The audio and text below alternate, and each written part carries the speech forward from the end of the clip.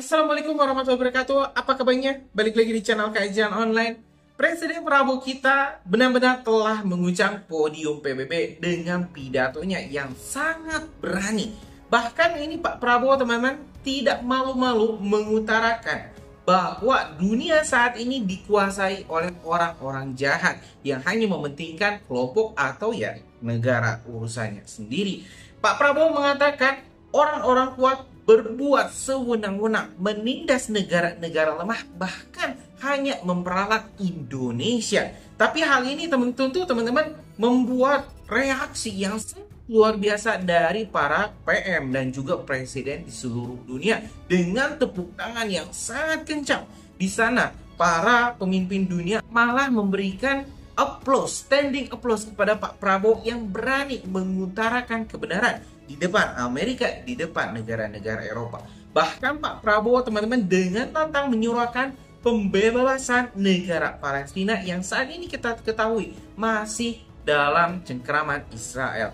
Nah, hal yang menarik teman-teman di sini Pak Prabowo berulang kali menggebrak podium. Ini adalah memang ciri khas seorang orator di Indonesia yang dengan berani menggebrak-gebrak teman-teman meja podium pidatonya. Dan ini cukup membuat viral, berbagai media-media internasional juga menyoroti gaya pidato Pak Prabowo yang begitu agresif. Ini sangat luar biasa karena sejak 10 tahun ke belakang tidak pernah itu ada presiden Indonesia yang berpidato langsung di PBB ya. Dan ini baru teman-teman, baru kembali ya. Ini Pak Prabowo menunjukkan bahwa presiden Indonesia berpidato dengan bahasa Inggris yang sangat lantang, yang sangat fasih, dan luar biasanya lagi teman-teman, omongannya ini bak menampar wajah negara-negara maju yang memang sangat jumawa, yang sombong, memperalat negara-negara berkembang. Bahkan Indonesia sendiri teman-teman, kita ketahui selama puluhan tahun diperalat oleh Amerika Serikat. Kok bisa ngomong kayak gitu bang? Ini kita lihat aja, itu Freeport berapa puluh tahun nambang di Papua, emasnya dibawa lari ke Amerika, enggak dimurnikan di Indonesia. Baru di era Pak Jokowi kemarin ya, itu Indonesia bikin smelter di Gresik. Dan ya teman-teman tahu sendiri kan berapa kandungan emasnya yang sudah dibawa lari oleh Freeport. Kita kebagian berapa persen? Kita nggak tahu karena ya kebagian cuma berapa persen. Yang jelas di era Pak Prabowo semua hal itu di stop. Dan ini sekali lagi teman-teman, kita bakal tengok ya bagaimana wajah para pemimpin Eropa, pemimpin Barat, Amerika yang seperti kebakaran jenggot mendengar pidato Pak Prabowo yang begitu ngegas, begitu agresif. Tanpa panjang lebar teman-teman, kita simak dulu deh ini pidato lengkap Presiden Prabowo Subianto, Presiden Indonesia di sidang umum PBB 2025. Almost all of humanity. We differ in race, religion, and nationality. Yet, we gather together today as one human family. We are here first and foremost as fellow human beings, each created equal, endowed with unalienable rights to life, liberty, and the pursuit of happiness. The words of the United Nations Declaration of Independence have inspired democratic movements across continents, including the French Revolution, the Russian Revolution, the Mexican Revolution, the Chinese Revolution, and Indonesia's own struggle and journey to freedom. It also gave birth to the Universal Declaration of Human Rights, adopted by the United Nations in 1948. All men are created equal was the creed that opened the way to unprecedented global prosperity and dignity.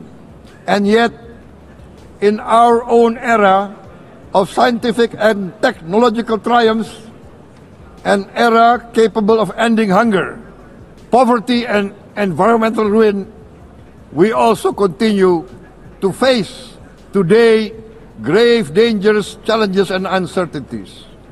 Human folly, fueled by fear, racism, hatred, oppression, and apartheid, threatens our common future. My country knows this pain. For centuries, Indonesians lived under colonial domination, oppression, and slavery. We were treated less than dogs in our own homeland. We Indonesians know what it means to be denied justice and what it means to live in apartheid, to live in poverty, and to be denied equal opportunity. We also knew what solidarity can do in our struggle for independence, in our fight to overcome hunger, disease, and poverty. The United Nations stood with Indonesia and gave us vital assistance. Decisions made here based on human solidarity by the Security Council and this Assembly gave Indonesia independence, international legitimacy, opened doors, and supported our early development through the efforts of the United Nations Children Fund, the United Nations Food and Agriculture Organization, the FAO, the World Health Organization, and many, many other United Nations institutions.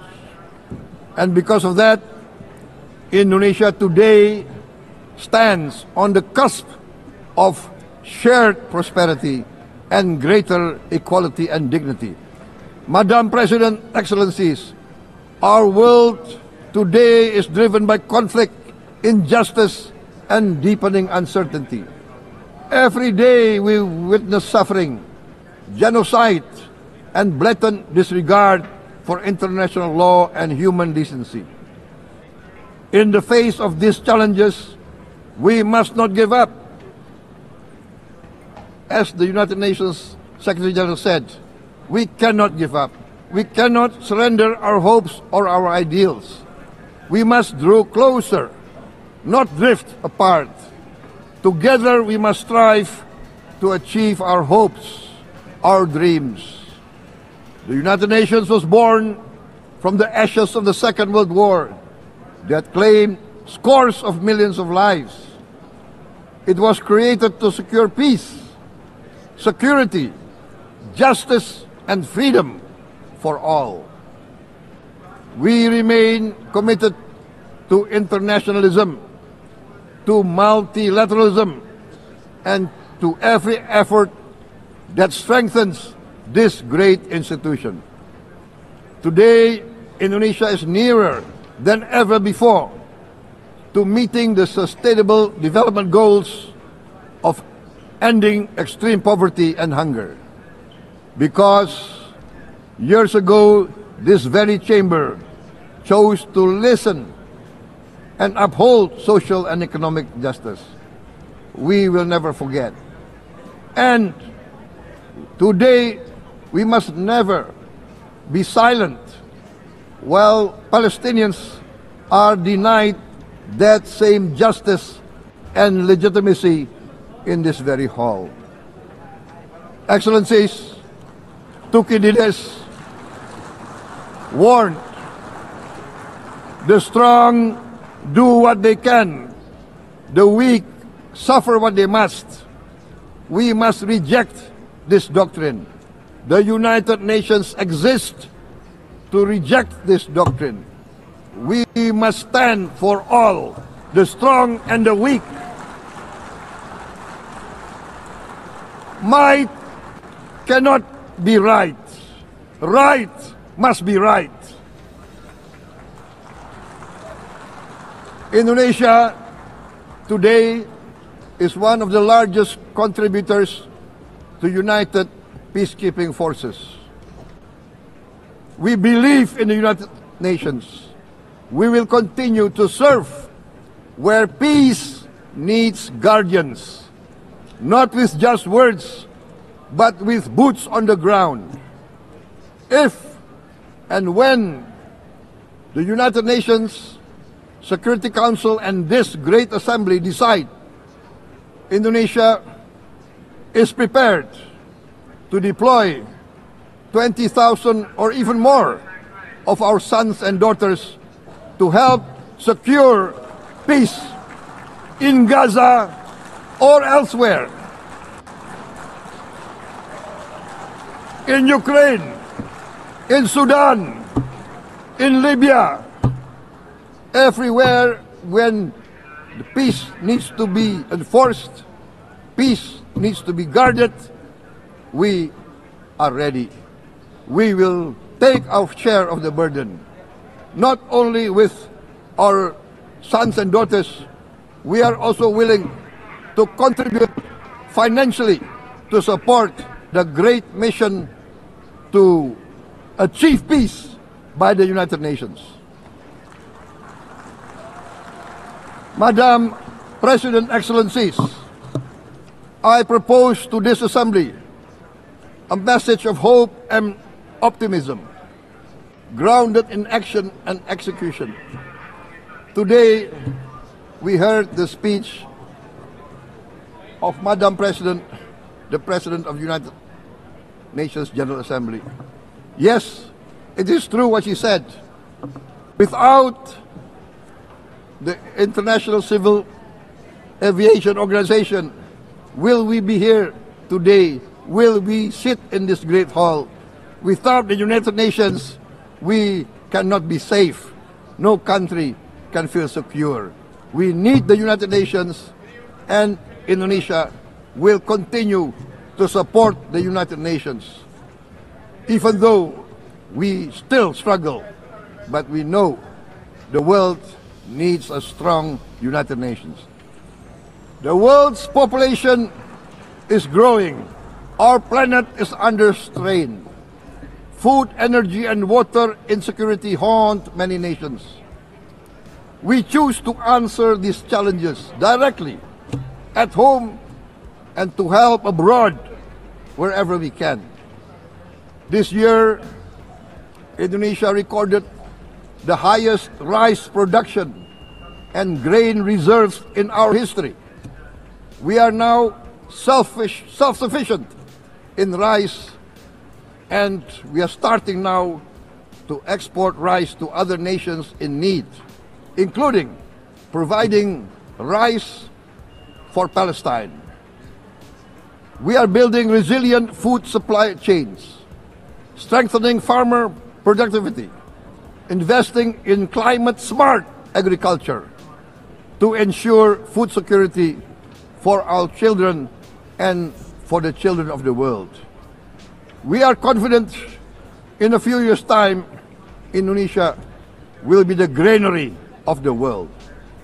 As the world's largest island state, we testify before you that we are already experiencing the direct consequences of climate change, particularly the threat of rising sea levels. The sea level on the north coast of our capital city is increasing by 5 centimeters every year. Can you imagine in 10 years? Can you imagine in 20 years? For this, we are forced to build a giant seawall, 480 kilometers in length. It will take us maybe 20 years, but we have no choice. We have to start now. Therefore, we choose to confront climate change not by slogans, but by immediate steps. We are committed to meeting our 2015 Paris Agreement obligations. We aim to achieve net zero emission by 2060, and we are very confident we can achieve net zero emission much earlier. We aim to reforest more than 12 million hectares of degraded forest, to reduce forest degradation, to empower local communities with quality green jobs for the future. Indonesia is shifting decisively from fossil fuel-based development towards renewable-based development. From next year, most of our additional power generation capacity will come from renewables. Our goal is clear: to lift all of our citizens out of poverty and make Indonesia a hub for solutions to food, energy, and water security. Madam President, Excellencies, we live in a time when hatred and violence can seem to be the loudest voices. But beneath this loud noise lies a quieter truth, that every person longs to be safe, to be respected, to be loved, and to leave a better world to their children. Our children are watching. They are learning leadership not from textbook, but from our choices. Today, still, a catastrophic situation in Gaza is unfolding before our eyes. At this very moment, the innocent are crying for help, are crying to be saved. Who will save them? Who will save the innocent? Who will save the old and women? Millions are facing danger at this very moment. As we sit here, they are facing trauma. They are facing irreparable damage to their bodies. They are dying of starvation. Can we remain silent? Will there be no answer to their screams? Will we teach them that the human family can rise to the challenge? Madam President, we must act now. Many speakers have said that. We must stand for a multilateral order where peace, prosperity, and progress are not the privilege of a few, but the right of all. With a strong United Nations, we can build a world where the weak do not suffer what they must, but live the justice that they deserve. Let us continue humanity's great journey of ideals, the selfless aspirations that created the United Nations.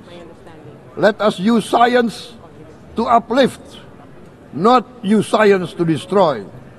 Let rising nations help others to lift themselves. I am convinced that the leaders of the great world civilizations of the West, of the East, of the North, of the South, leaders of America, Europe,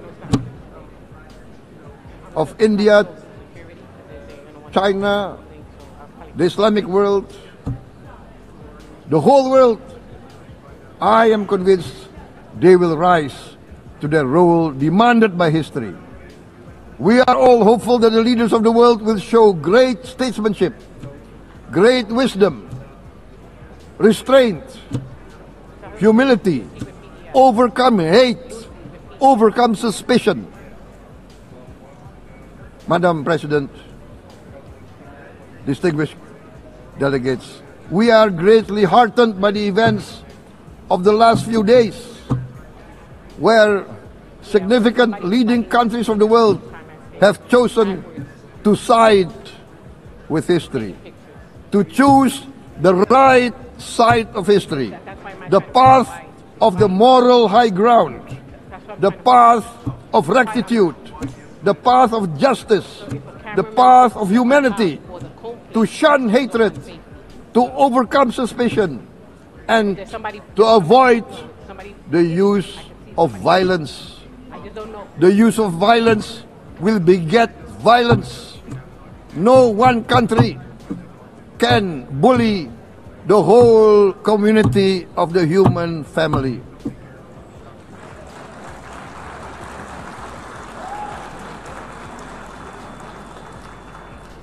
We may be weak individually, but the sense of oppression, the sense of injustice has proven in the history of mankind that this sense of injustice, this sense of oppression will unite into a strong force that will overcome this oppression, that will overcome this injustice. To close, I would like to reiterate again Indonesia's complete support for the two-state solution in Palestine. We must have an independent Palestine, but we must also recognize, we must also respect, and we must also guarantee the safety and security of Israel. Only then we can have real peace, and no longer hate and no longer suspicion.